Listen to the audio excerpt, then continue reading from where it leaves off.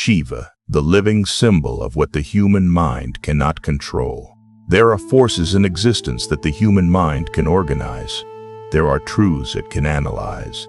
There are systems it can dominate. And then there is Shiva, not a god to be controlled, not an idea to be grasped, not a form to be understood.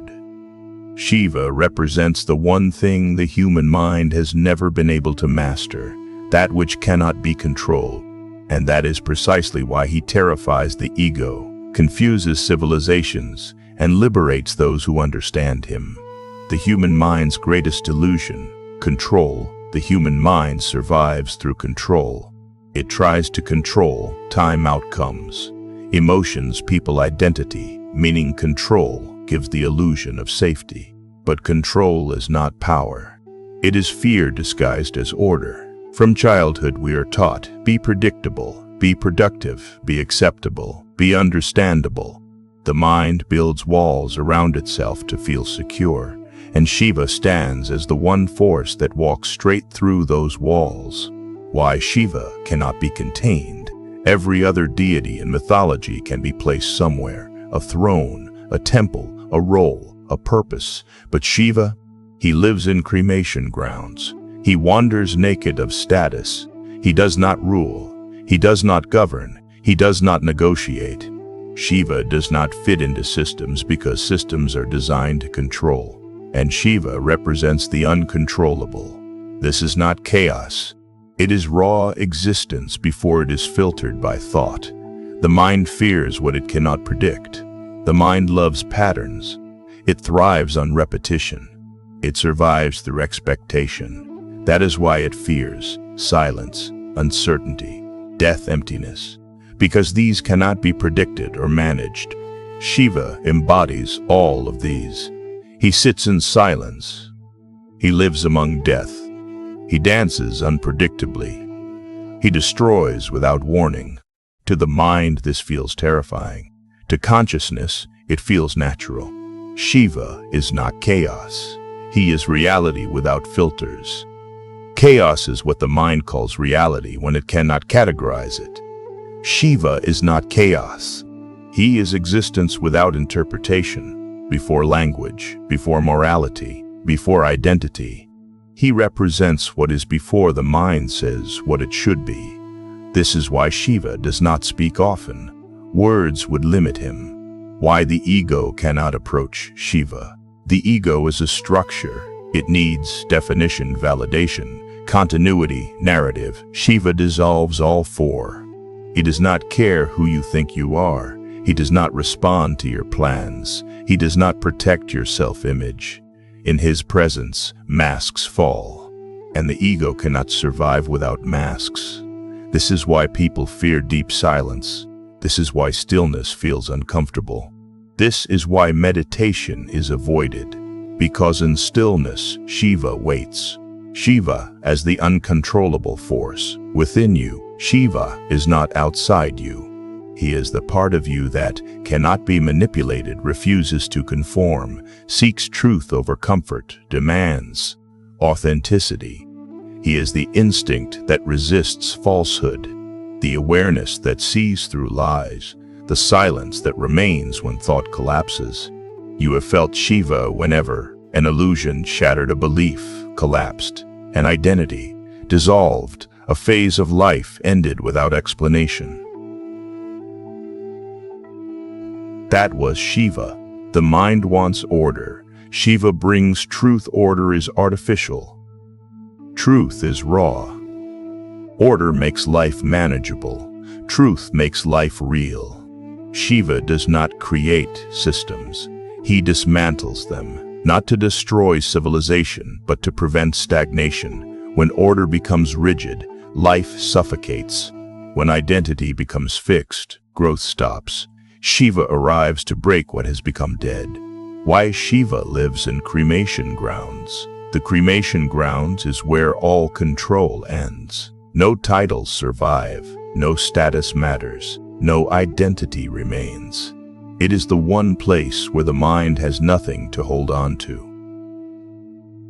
That is why Shiva chooses it.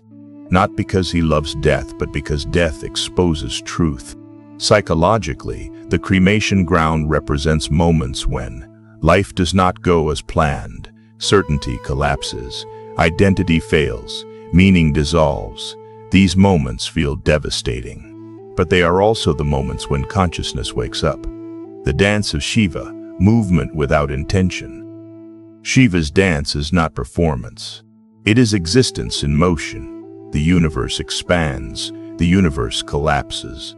Forms appear, forms dissolve. This is not chaos, this is rhythm. But the human mind wants still frames, predictable outcomes, permanent meanings. Shiva refuses all of it. He dances because life moves. He destroys because nothing lasts. He creates because emptiness overflows. Why Shiva cannot be worshipped like other gods. You can worship a god of order. You can pray to a god of reward. You can bargain with a god of protection. You cannot bargain with Shiva, because Shiva does not respond to desire. He responds to surrender. To approach Shiva is to say, I am willing to lose what I think I am. And that is terrifying. The psychology of losing control.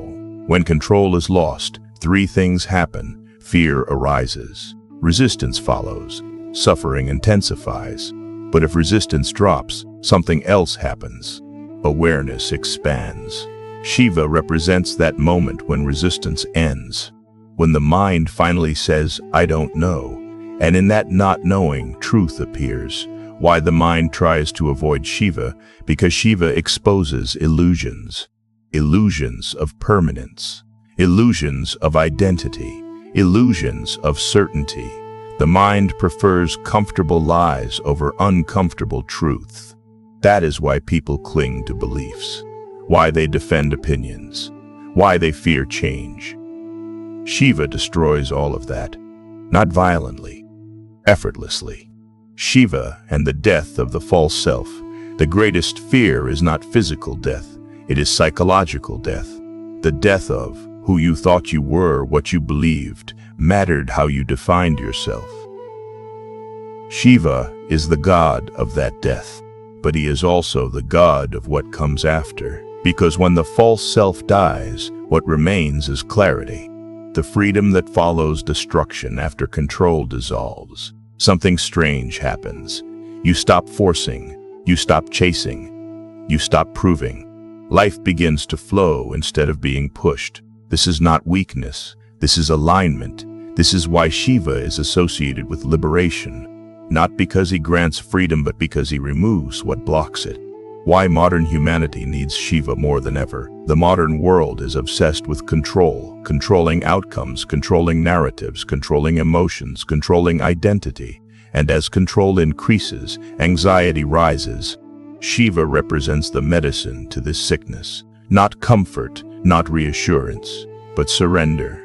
The courage to stop gripping life.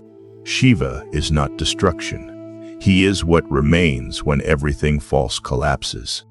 He is the silence behind thought, the stillness behind motion, the awareness behind identity. He represents the part of existence that cannot be owned, cannot be predicted, cannot be controlled. And that is why he is feared. That is why he is misunderstood. That is why he is eternal. Because long after beliefs fade, systems collapse and identities vanish. What remains is Shiva. The uncontrollable truth, the ungraspable real, the silent presence behind all things.